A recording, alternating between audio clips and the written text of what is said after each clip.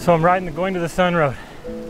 I have always wanted to do this, but every time I come here it's to backpack or camp or whatever. But this time I got to bring my bike and I had to do it.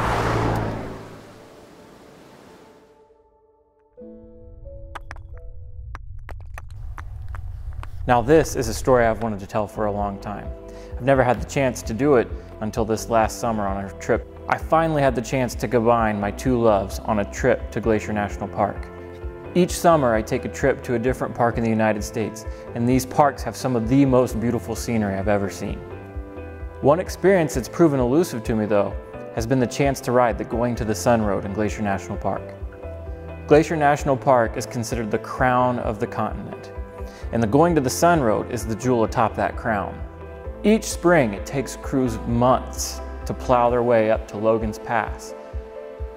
And as the snow melts, it reveals shimmering streams and brilliant meadows.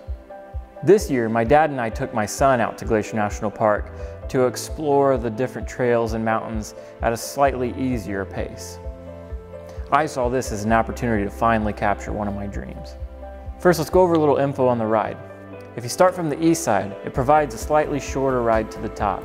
From the east entrance to the pass, it's 17.4 miles. But not all of that's uphill.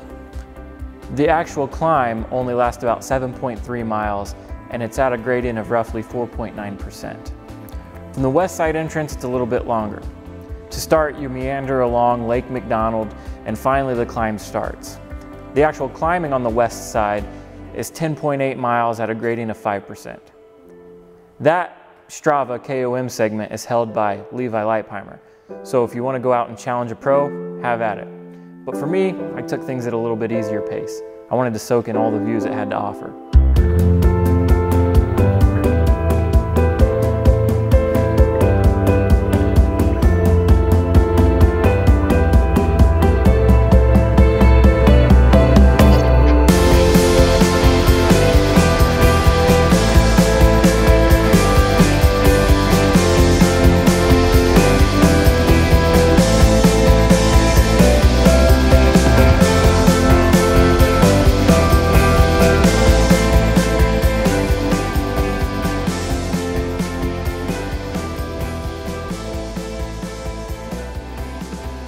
Right at Sayee Bend is a good little flat to recover a little bit, and it's great because it's a really pretty turn back into the valley.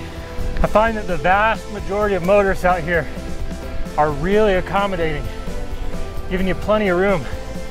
I expected them to be not paying attention, all up over you. It's actually great. Look at that view. So we just saw a bear back there, which is the beauty of this bike ride. But it's also a curse because you got to take a little extra weight with the bear spray. I mean, I guess I don't have to, but going up these hills, I don't think I could outrun a bear. So I've been riding 40 minutes. I've seen 3 bears. About as many as I've seen in my whole life. A little information for you if you're trying to plan a ride up the Going to the Sun Road during the peak summer months. The park restricts bicycle traffic uphill from 11 a.m. to 4 p.m. as that's the busiest time people are on their way up to Logan's Pass. In my hometown in Ohio, the biggest hill within 50 miles is an overpass over a railroad track. So anytime I get a chance to ride my bike up a mountain, it ends up being a pinnacle of my cycling experience. For those that frequently summit mountains, this might seem like a little bit of a hyperbole, but each time I rise to the top, I fall deeper into the sport. Make it a bucket list ride if you've not done it. It may not be the hardest, but it's one of the most beautiful. Thanks for stopping by. Try to post more videos for you, tell more cycling stories as I check off some of my own bucket list rides. And please stay tuned for more from Just an Average Cyclist. See ya.